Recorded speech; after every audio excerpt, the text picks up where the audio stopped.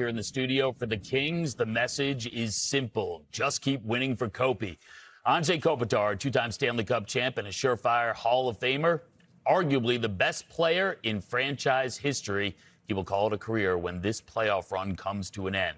Earlier, Eddie Olczyk caught up with the Kings captain.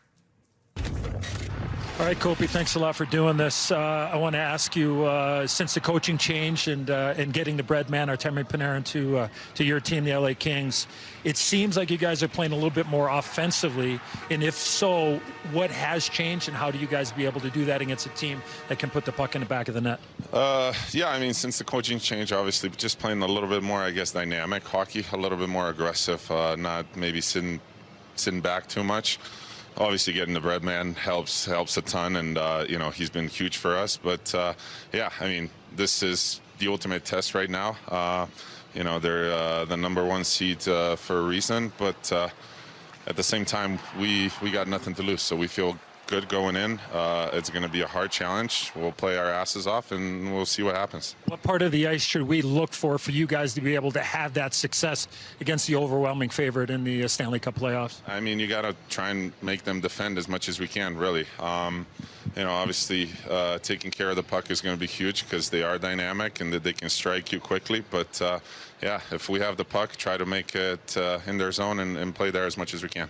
I want to ask you, if you would tell somebody out there that's watching that maybe doesn't know the difference between regular season hockey and playoff hockey, could you try to explain that? And, of course, you're a two-time Stanley Cup champion with the LA Kings. Yeah, it's hard to explain. I mean, the intensity ramps up. Everybody gets fired up a little bit more. First period of game one is always probably the most intense period of the series. But, yeah, go out there. Got to do your job, do your work, and away we go. I got to ask you, we gave away our Mr. TNT the other night in the last regular season game to Erik Karlsson, the Pittsburgh Penguins. Just so you know, myself, Kenny Albert, and Brian Boucher voted for you to be Mr. TNT. Are you disappointed that you weren't this year's nominee? Extremely disappointed, yeah. You can blame the studio guys for that. Yeah, it's the East Coast bias again, isn't it? Kopi, it's always great to see you, and best of luck. Thanks for doing this. Thank you, appreciate it. I don't know what happened. Those ballots got lost. To be fair, I didn't get a vote either. Yeah. I don't know. Did you get a vote? And I'm pretty sure Kopi shaved like 2 minutes before that interview. And then it just came. And it's growing back already. Yeah.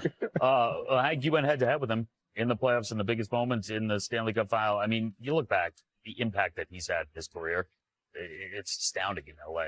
Yeah, he's just been so good in so many areas of the game. And you talk about his leadership. Yeah, that alone, you know, gives him so much credibility. But then you look how he plays the game. He never cheats the game. He's always on the right side of things. And his ability to make plays, score goals, being physical. He's a big guy, and he used it well. You know, that size. He talked about the playoffs and the intensity in the playoffs.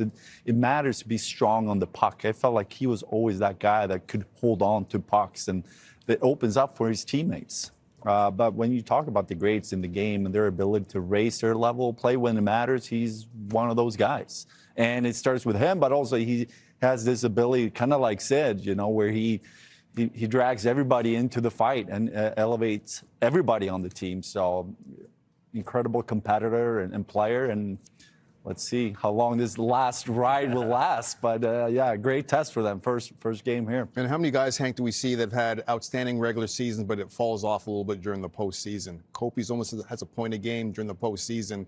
And I'm sure, Biz, he could have had way more points. Way more points. But he was always up there with D-zone starts. You know, so that makes the game a lot more difficult, Liam, when you're starting from your own zone, as opposed to, we've seen some players, a lot of O-zone starts. Every tough matchup. Every matchup going head-to-head, and it was unwavering. Just same game, same Kopi every single night, Mr. Consistency from game 1 to game 82. I think it's pretty remarkable in the fact that he played as well as he did defensively and still put up the numbers he did. You know, we ran into him in playoffs the one year where they were the juggernaut. They were so heavy to play against. They would get that 1-0 lead and they would just wear you down. And it was nice of the fact that we got to open up the season and talk to him when he'd announced it. And it's amazing what a group can do when you're not only playing for yourself and your team, but also a guy who's probably going to go down as the greatest LA King of all time. You know, I mean, obviously Wayne and Luc Robitaille Marcel Dion. Marcel Dion, like some big names there, but bringing 2 cups there and finally getting them over the hump.